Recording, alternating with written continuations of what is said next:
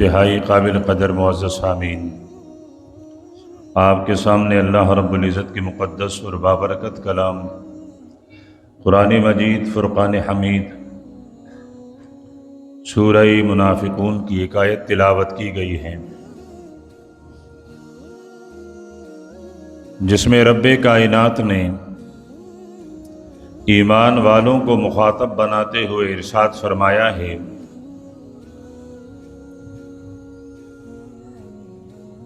کہ ایمان والوں، تمہاری اولاد اور تمہارے اموال اور مال دنیا یہ کہیں تمہیں دھوکے میں نہ ڈالیں، اور فرمایا کہ جو آدمی مال اور اولاد کے دھوکے میں پھنسا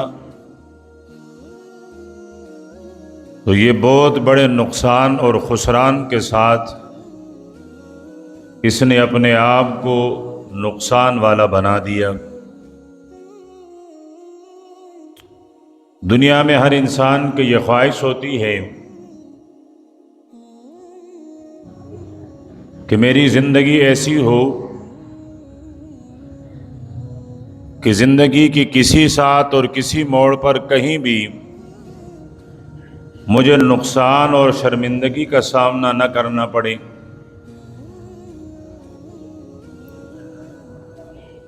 اور ہر مومن اس کی یہ خواہش ہوتی ہے کہ اللہ پاک مجھے حشر اور آخرت کی شرمندگی سے بھی بچائے، اور وہاں بھی میں رب کے سامنے، مخلوق کے سامنے، انبیاء کے سامنے، فرشتوں کے سامنے کہیں شرمندہ نہ ہو جاؤں۔ یہ ایک الگ بات ہے کہ کیا اس خواہش کے مطابق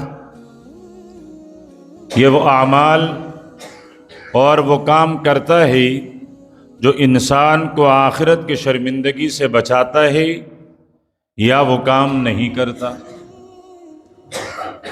کیا دنیا کی زندگی میں یہ تیاری کر رہا ہوتا ہے کہ میں آخرت کی زندگی کی شرمندگی سے بچوں یا نہ بچوں؟ لیکن خواہش اور تمنا ہر مومن اور ہر انسان کی یہی ہوتی ہے کہ آخرت کی شرمندگی سے میں محفوظ ہو جاؤں، اور ہر مومن کی دعا یہی ہونی چاہیے کہ اللہ رب العزت ہمیں آخرت کی خسران، نقصان اور شرمندگی سے بچائیں۔ اور یہی دعا اللہ پاک نے ایمان والوں کو خود سکھائی ہے اور اس کی تعلیم دی ہے کہ بندے مجھ سے مانگ لیا کر کہ وَلَا تُخْزِنَا يَوْمَ الْقِيَامَةِ، کہ قیامت کے دن مجھے رسوا مت کرنا۔ آپ صلی اللہ علیہ وسلم نے اپنی ادعیہ اور دعاؤں میں سے یہ دعا بھی امت کو سکھائی ہے کہ مجھے دنیا اور آخرت کی رسوائی اور شرمندگی سے بچائیے۔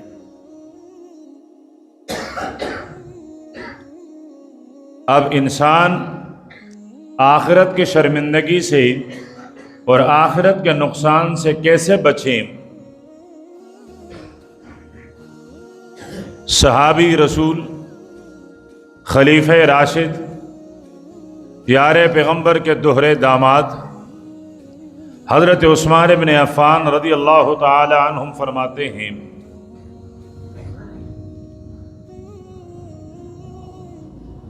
کہ ہر مومن اپنے ایمان کی حفاظت اور مکمل کرنے کی خاطر ہمیشہ 6 قسم کی پریشانیوں میں مبتلا رہتا ہے۔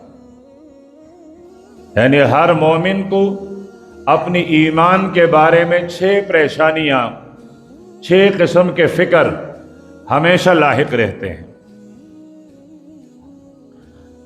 مومن کے پہلی فکر یہ ہوتی ہے کہ کہیں اولاد کی محبت مجھے اپنے ایمان سے غافل نہ کر دیں۔ جس آدمی کی یہ خواہش ہے کہ میرا خاتمہ ایمان پر ہو، حشر کے میدان میں ایمان والوں کے صف میں اٹھایا جاؤں،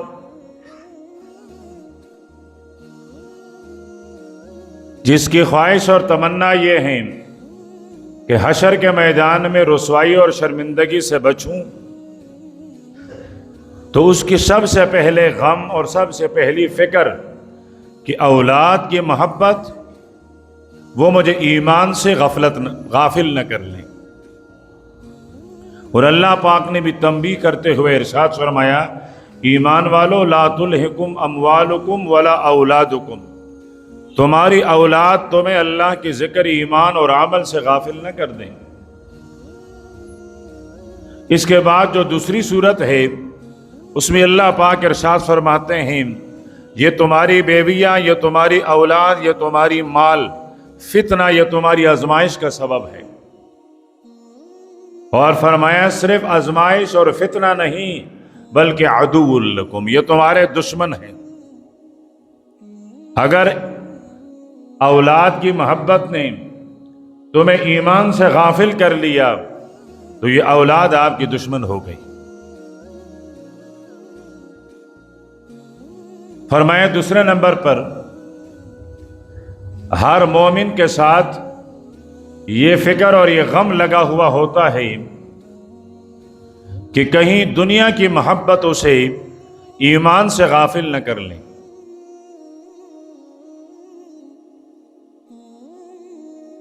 اللہ کے پیارے پیغمبر نے امت کو دنیا کی زیب و زینت، دنیا کے رنگریلیاں، دنیا کی سرسبزی، شادابی، اس سے ڈرایا ہے کہ یہ دنیا آتی ہے تو بڑی سرسبز اور شاداب ہو کر، بڑی مزین ہو کر آتی ہیں، لیکن فرمایا یہ دنیا تمہاری ایمان کی سوداگرنی ہے۔ کہیں ارشاد فرمایا کہ اپنے آپ کو دنیا کی سحر سے، دنیا کی جادوگری سے بچائے رکھو کہ یہ دنیا تمہاری اوپر ایسی جادو نہ کر جائیں کہ ایمان سے محروم ہو جاؤ، اعمال سے محروم ہو جاؤ۔ فرمایا کہ اپنے آپ کو دنیا کی محبت سے بچائے رکھو۔ اب شریعت نے دنیا سے منع نہیں فرمایا، اس لیے کہ دنیا اسباب کا گھر ہے، یہاں اسباب اختیار کرتے ہوئے انسان زندگی گزارتا ہے، لیکن جو منع کیا گیا ہے وہ دنیا کی محبت سے، کہ دنیا کے ساتھ محبت نہ رکھیں۔ صحابہ کرام رضوان اللہ علیہم اجمعین، ان کی دنیا ان کی مٹھی میں تھی۔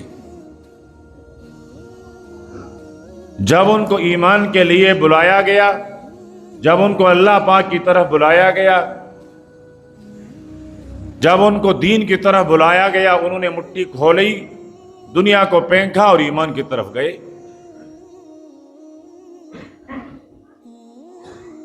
اور ایمان کی محبت ان کے دلوں میں تھی۔ ہمارا معاملہ برعکس اور الٹا ہے کہ ہماری دنیا ہمارے دل میں ہے اور ہماری ایمان، ہماری دینداری وہ ہماری مٹھی میں ہے۔ جب دنیا نے پکارا، ایمان کو پھینکا اور دنیا کی طرف چل پڑے۔ تو فرمایا کسی مومن کے ساتھ اپنے ایمان کے لیے دوسری سب سے بڑی فکر وہ دنیا کی محبت کی ہوتی ہے کہ دنیا کی محبت وہ کہیں مجھے میرے ایمان سے مجھے محروم نہ کر لیں، میرے ایمان کے بارے میں کہیں مجھے دھوکے میں نہ ڈالیں۔ اللہ پاک فرماتے ہیں وَمَا الْحَيَاةُ الدُّنْيَا إِلَّا مَتَاعُ الْغُرُورِ، یہ دنیا اور دنیا کی زندگی یہ تو دھوکے کا سامان ہے۔ اس لیے صحابہ کرام دنیا کو مخاطب کرتے ہوئے فرمایا کرتے تھے کہ او دھوکے باز، ہمارے علاوہ کسی اور کو دھوکہ دیں، ہم تیرے دھوکے میں آنے والے نہیں۔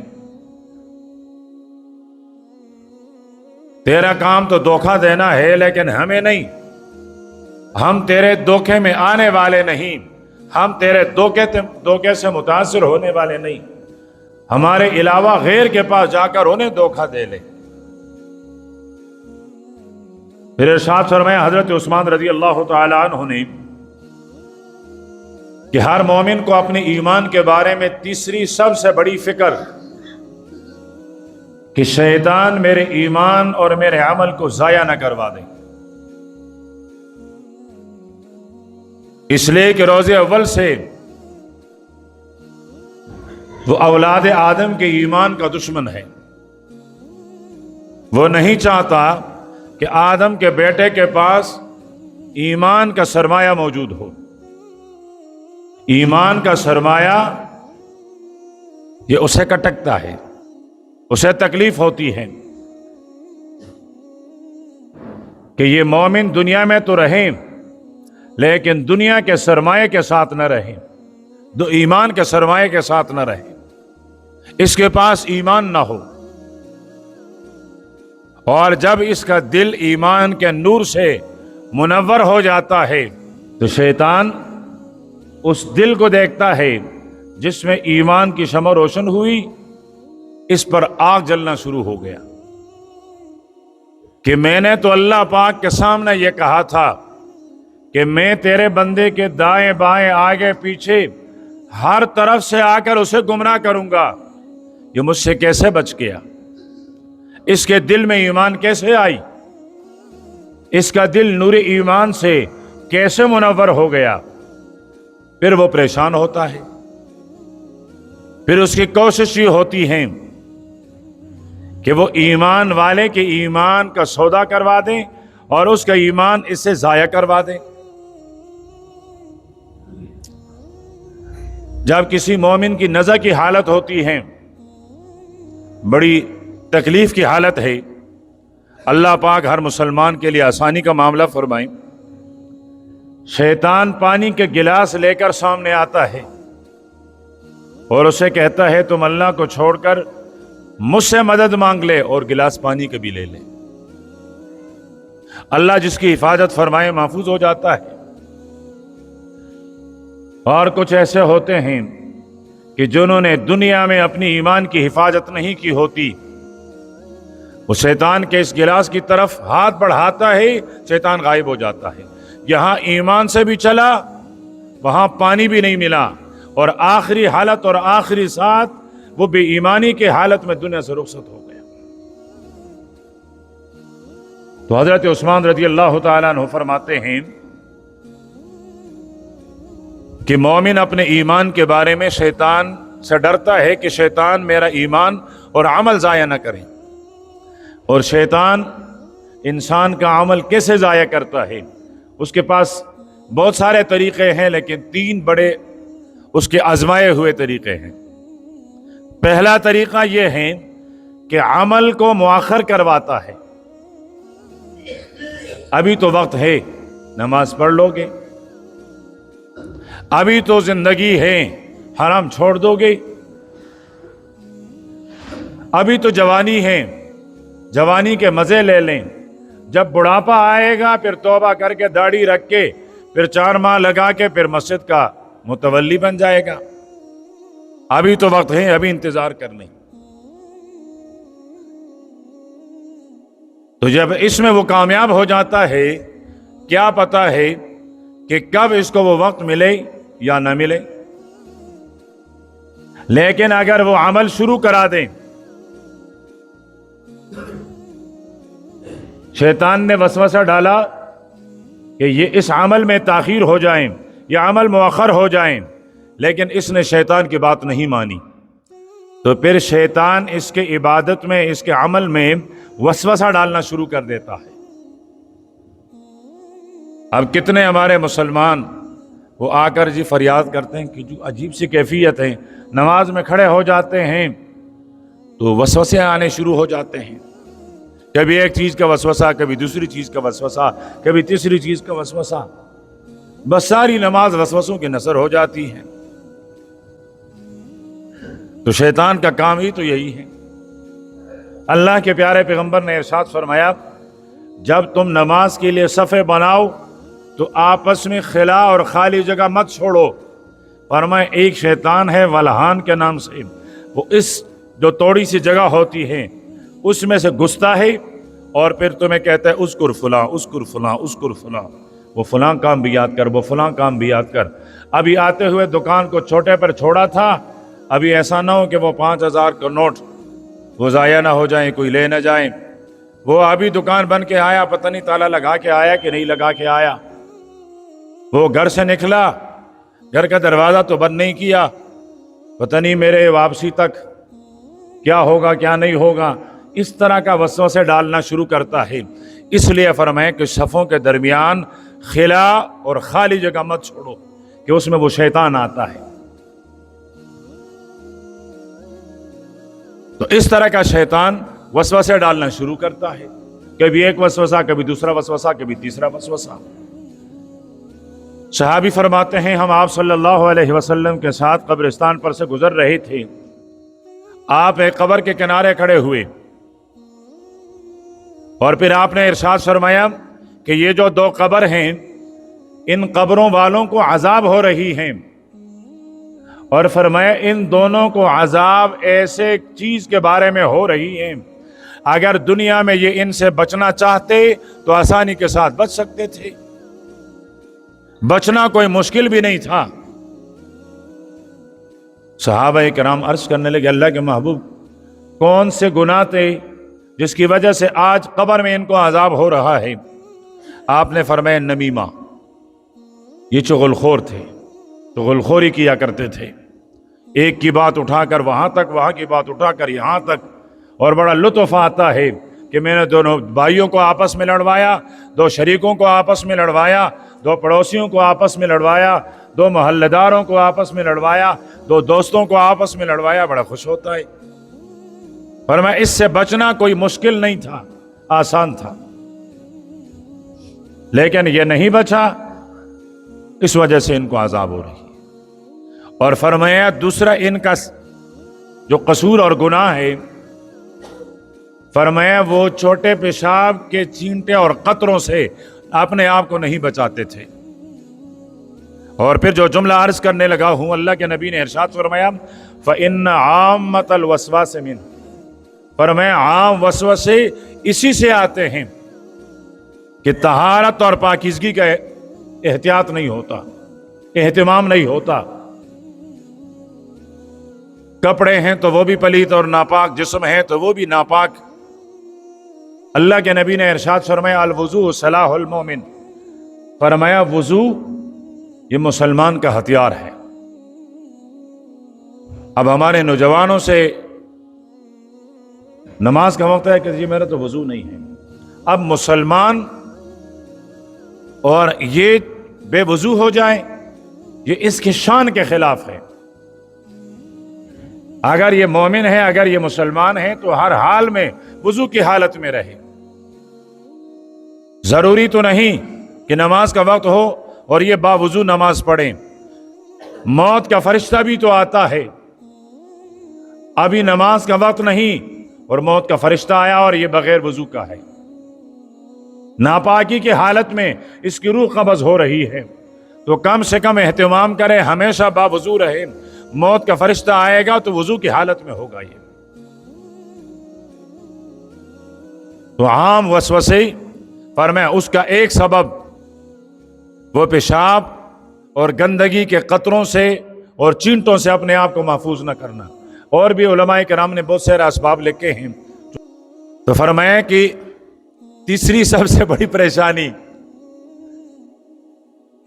کہ شیطان میرا اعمال ضائع نہ کرے، یہ مومن کی سب سے بڑی پریشانی ہوتی ہے اور یہ اس کی ایمان کی علامت ہے۔ چوتھے نمبر پر ارشاد فرمایا کہ مومن ہمیشہ اس پریشانی میں ہوتا ہے کہ کرامن کاتبین، وہ فرشتے جو میرے کندھوں پر میرے ساتھ مقرر ہیں، جو میرے آگے پیچھے دائیں بائیں چلتے ہیں، وہ معصوم شکلیں جو مجھے دیکھ رہی ہیں، وہ میرے گناہ کو نہ لکھ لیں، وہ مجھے گناہ کرتے ہوئے نہ دیکھ لیں۔ اب ایسا تو ممکن نہیں کہ یہ گناہ کریں اور وہ نہ دیکھیں، اس لیے کہ اللہ پاک نے ان کو چوکیدار بنا کر بٹھایا ہے، اور چوکیدار بھی ایسے لا یعصون اللہ ما امرہم، اللہ پاک کی ایک ذرے کی نافرمانی نہیں کرتا ہوں۔ چوکیدار ایسے کہ زندگی کا ایک ذرہ بھی وہ اس کتاب میں عمل نامے میں درج کرنے سے نہ چھوڑے، ایسے چوک چوبند ہوشیار چوکیدار، اور پھر ہے بھی معصوم، ہے بھی فرشتے۔ تو مومن کو حیا آتی ہے کہ میں گناہ کروں اور میرے فرشتے میرے گناہ کو لکھیں۔ مومن کو حیا آتی ہے، یہ دن کے فرشتے رات کو میرے عمل نامہ لے کر میرے رب کے دربار میں پیش کرے گا، تو رات کو جب عمل نامہ پیش ہوگا تو میرے گناہ لکھے ہوئے ہوں گے۔ رات کا عمل نامہ دن کو پیش کیا جاتا ہے تو یہ رات کو ڈر رہا ہوتا ہے کہیں میرا عمل نامہ گناہ سے آلودہ ہو کر میرے رب کے دربار نہ پہنچے۔ آپ صلی اللہ علیہ وسلم کی عادت مبارکہ تھی، ہر پیر اور جمعرات کو روزہ رکھا کرتے تھے۔ صحابہ کرام نے عرض کی اللہ کے محبوب اب ہر پیر اور جمعرات کا روزہ کیوں رکھتے ہیں؟ فرمائے ان 2 دنوں میں اعمال اللہ پاک کے دربار میں پیش کیے جاتے ہیں، مجھے حیا آتی ہے کہ میرا عمل نامہ روزے کے بغیر میرے رب کے دربار میں پیش کیے جائے، اور مجھے اس پر خوشی ہوتی ہے کہ جب بھی میرا عمل نامہ پیش کیا جائے تو اس حال میں پیش کیا جائے کہ میں روزہ دار ہوں، اس لیے روزہ رکھتا ہوں، ورنہ میرا پیغمبر روزہ نہ بھی رکھتا، صرف میرے پیغمبر کا نام عمل نامے میں اوپر جاتا تو تب بھی میرا رب خوش ہوتا۔ تو مومن کی ایک پریشانی کہ میرے فرشتے کہیں میرے گناہوں کو نہ لکھ لیں، تو اپنے آپ کو گناہوں سے، خطاؤں سے حتی الامکان حتی الوسع بچانے کی کوشش کرتا ہے، اور اگر گناہ ہو جائیں تو توبہ کرتا ہے۔ اب ایسا تو ممکن نہیں ہے فرشتوں اور انبیاء کے علاوہ کہ سرے سے گناہ کرے ہی نہ، ممکن نہیں ہے۔ انبیاء معصوم ہیں، فرشتے معصوم ہیں، اس کے علاوہ ہر انسان سے گناہ ہو سکتا ہے، لیکن بہترین گناہگار وہ ہیں کہ وہ اپنی گناہ پہ نادم ہو کر، پیشمان ہو کر توبہ کرتا رہے، ندامت کے اشک اور آنسو بہاتا رہے۔ اور 5ویں نمبر پر ارشاد فرمایا کہ ہر مومن کو یہ ایک پریشانی ہوتی ہے کہ موت تو مجھے آنی ہے، ہر حال میں آنی ہے، 100 سال کی زندگی ہے تب بھی موت آنی ہے، 200 سال کی زندگی ہے تب بھی موت آنی ہے، اٹل حقیقت ہے، اس سے کسی کو بچنا نہیں، یہاں تک کہ ایک دن موت کو بھی موت آنا ہے۔ اللہ پاک پوچھیں گے کوئی بچا ہے؟ عرض کیا جائے گا موت بچی ہے، دمبے کی شکل میں آئے گا اور اسے بھی ذبح کر دیا جائے گا، اور جہنمیوں سے کہا جائے گا اب موت نہیں آئے گی، تم ہمیشہ جہنم میں رہو گے، اللہ اپنی پناہ میں رکھے۔ اور جنتیوں سے فرمایا جائے گا جنتیوں اب ہمیشہ جنت میں رہو گے، اب تمہاری اوپر موت نہیں آئے گی۔ تو ایک دن اس موت کو بھی موت آنی ہے، موت تو حقیقت ہے۔ تو مومن اس پریشانی اور اس غم میں ہوتا ہے کہ کہیں موت غفلت کی حالت میں نہ آئے، موت کہیں غفلت کی حالت میں نہ آئے۔ مجھے ترس آتا ہے اپنے ان بھائیوں پر جو سفر کرتے ہیں، ڈرائیورنگ کرتے ہیں، گاڑیاں چلاتے ہیں، اور وہ گانے وغیرہ لگا لیتے ہیں، سنتے ہیں، خود بھی سنتے ہیں اوروں کو بھی سناتے ہیں۔ مجھے ترس آتا ہے ان پر کہ اللہ نہ کریں ابھی اس حال میں اگر ان کو موت آئی تو ان کی موت یہ کون سی موت ہوگی؟ یہ کس حال میں اپنے رب سے مل رہے ہیں کہ ایک تو گناہ اور ایک گناہ سے لطف لے رہے ہیں، گناہ سے مزہ لے رہے ہیں، اور گناہ سے مزہ لینا کفر ہے۔ ایک گناہ انسان ہے، شیطان سوار ہوا، ورغلایا، اس نے گناہ کر لیا، لیکن ایک گناہ سے مزہ لینا تو جب یہ گناہ سے مزہ لینا شروع کرتا ہے دار ایمان سے خارج ہو جاتا ہے۔ تو مجھے ہمیشہ ان پر ترس آتا ہے کہ یہ کیا زندگی جی رہے ہیں، اگر اللہ نہ کرے اسی حال میں ان پر موت آئے تو۔ لیکن کچھ بڑے خوش قسمت بھی ہوتے ہیں، تلاوت سن رہے ہوتے ہیں، کبھی تلاوت کر رہے ہوتے ہیں۔ ابھی 2 مہینے پہلے میں یہاں سے جا رہا تھا اسلام آباد، میں نے وہ ڈرائیور کو دیکھا، بالکل نوجوان تھا، یعنی 23 سال 24 سال یہ اس کی عمر تھی، اور داڑھی بھی صاف، وہ تسبیح یہاں لگی ہوئی تھی۔ 3-4 گھنٹے کے بعد میں نے جب دیکھا مسلسل وہ لگا ہوا ہے، میں نے اسے پوچھا کہ میں نے استاد کچھ پڑھ رہے ہو؟ اس نے کہا جی پڑھ رہا ہوں۔ کیا پڑھ رہے ہو؟ کہتے استاد نے بتایا تھا استغفار پڑھو، استغفر اللہ پڑھ رہا ہوں۔ میں نے کہا اچھی بات ہے۔ میں نے کہا آپ کا یہ سفر میرے لیے قابل رزق ہے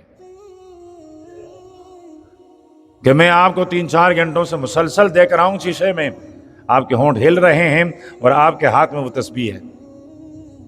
پھر میں نے اسے کہا استغفار کے ساتھ درود شریف کا بھی اہتمام کر لیں۔ میں نے کہا اگر لمبا درود نہیں پڑھ سکتے تو کم سے کم صلی اللہ علیہ وسلم پڑھ لیا کرو، صلی اللہ علی محمد پڑھ لیا کرو، لیکن فرمایا کچھ نہ کچھ میرے آقا کا نام بھی لے لیا کر۔ فرمایا ٹھیک ہے۔ لیکن کچھ ایسے ہوتے ہیں، یہاں کبھی کبھی مسجد کے سامنے سے گاڑی گزرتی ہے، اتنی اونچی آواز میں گویا دنیا کو سنا رہا ہوتا ہے، اور لگتا ہے کہ یہ دنیا کا سب سے بڑا جہاد کر رہا ہے کہ جی مجھ جیسا بدماش تو کوئی بھی نہیں ہے، میں راستے پر جاتا ہوا گانے بجاتا ہوا جاتا ہوں۔ اور اللہ کے بندے، اسی حال میں اگر موت آتی ہے تو سوچو کس حال میں آئے گا۔ یہ موت کس موت ہے؟ اس موت پر سوچیں۔ تو فرمایا مومن کے ساتھ یہ فکر ہوتی ہے کہ موت کہیں غفلت میں نہ آئے، غفلت میں موت نہ آئے، کہ میں اعمال سے، ایمان سے، اللہ کے ذکر سے غافل بے خبر ہوں، اسی حال میں موت آئے، اس سے ڈر رہا۔ اور چھٹی پریشانی کہ مومن ہمیشہ اس غم اور پریشانی میں رہتا ہے کہ اللہ پاک نے ایمان اور عمل کی توفیق دی ہے، اگر وہ توفیق دینے پر قادر ہیں تو وہ توفیق لینے پر بھی قادر ہے۔ اگر اس رب نے مجھے نمازی بنایا ہے تو وہ رب نعوذ باللہ مجھے شرابی بھی بنا سکتا ہے۔ اگر جس رب نے مجھے پاک، بے حیائی سے، ہر قسم کے گندگیوں سے پاک بنایا ہے، وہ رب اس قادر ہے کہ مجھے آلودگی میں پھینک دے۔ تو وہ اللہ پاک کے اس خفیہ تدبیر سے ڈر رہا ہوتا ہے کہ میرے بارے میں جو رب کی خفیہ تدبیر ہے وہ تدبیر کہیں الٹ نہ جائے، اور نیکی کا وہ جو داعیہ ہیں، نیکی کے جو توفیق ہیں، وہ مجھ سے کہیں واپس نہ لی جائے۔ اس غم، اس پریشانی میں ہوتا ہے۔ اس لیے اللہ والے ہمیشہ ان کی دعا یہ ہوتی ہے، ربا یہ ایک نماز پڑھوائی، اگلی نماز بھی مجھ سے پڑھوا دینا۔ اللہ کے پیارے پیغمبر نے صحابی سے فرمایا، میں تمہیں عرش کے خزانوں میں سے خزانہ نہ بتاؤں؟ عرض کرنے لگے ضرور بتائیے۔ فرمایا یہ کلمہ لا حول ولا قوت الا باللہ العلی العظیم، فرمایا یہ رب کے خزانوں میں سے بہت بڑا خزانہ ہے۔ اب لا حول ولا قوت الا باللہ العلی العظیم میں کیا ہے کہ گناہوں سے پہرا لینا، یہ طاقت دینے والی ذات اللہ کی ہے۔ نیکیوں کی طرف مائل کروا دینا، یہ توفیق صرف اللہ پاک کی ہے۔